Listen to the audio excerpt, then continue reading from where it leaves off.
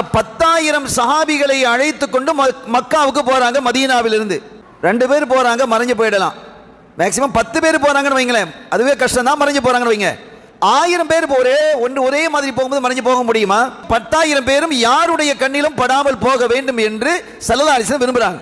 வர்றதுக்கு முன்னாலேயே ஸல்லல்லாஹு அலைஹி வஸல்லம் அவர்கள் இந்த படை யாருடைய கண்ணிலும் படக்கூடாதுன்னு துஆவும் செஞ்சுட்டாங்க. 400 கிலோமீட்டர் தூரம் 10,000 பேர் கொண்ட படை கடந்து செல்கிறது என்றால் அது மிக எளிதிலே எல்லாருக்கும் தெரியும். ஆனால் தெரிய வரல பாருங்க, பெரிய ஆச்சரியம் இல்லையா? அதுவே பெரிய முஅஜிஸத்.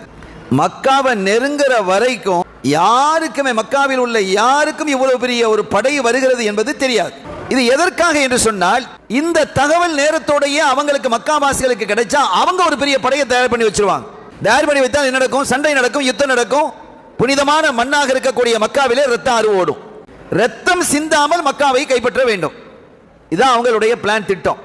இப்ப அந்த மலைகளை சுத்தி ஸல்லல்லாஹு அலைஹி வஸல்லம் அவர்கள் தன்னுடைய தோழர்களை நிக்க வைக்கிறாங்க. யாரும் நீங்க உள்ள போக வேணாம், மலைக்கு மேலே ஏற வேணாம், கொஞ்சம் வெயிட் பண்ணுங்க. மகரிபுடைய நேரம் நெருங்கும் போது எல்லாரும் மேலே இறங்கட்டாங்க.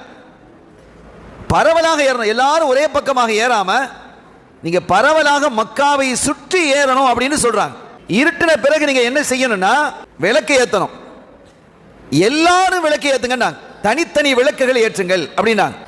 திடீரென்று விளக்குகள் ஏறி ஆரம்பித்ததும் மக்காவாசிகள் அரண்டு போயிட்டாங்க. என்ன வெளிச்சமா இருக்குது, இவ்வளவு விளக்குகள் தெரிகிறது, என்ன இது, யார் வந்திருக்கிறா, யார் இந்த விளக்குகளை ஏத்துறா என்றெல்லாம் அவங்க பயந்து போனாங்க.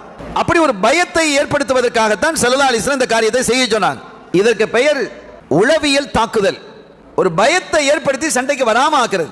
முஹம்மது ஸல்லல்லாஹு அலைஹி வஸல்லம் அவர்கள் வந்திருக்கிறார்கள், அதோடு அவர்களுடைய தோழர்கள் வந்திருக்கிறாங்க அப்படிங்கிற தகவல் கிடைக்குது. இதுல பெரிய விஷயம் என்னன்னா, அப்ப எத்தனை பேர் வந்திருக்கிறாங்க, இவ்வளவு விளக்குகள் எரியறதா இருந்தா ஒரு 2 லட்சம் பேராவது வந்திருக்கணுமே அப்படின்னு நினைக்கிறாங்க.